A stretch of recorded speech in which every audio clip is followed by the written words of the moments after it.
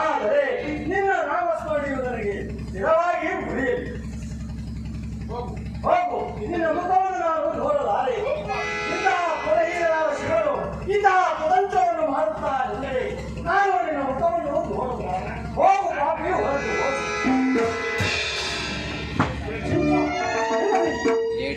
ದೇಹದಲ್ಲಿರುವ ಸರ್ವ ಶಕ್ತಿಯನ್ನು ನಾನು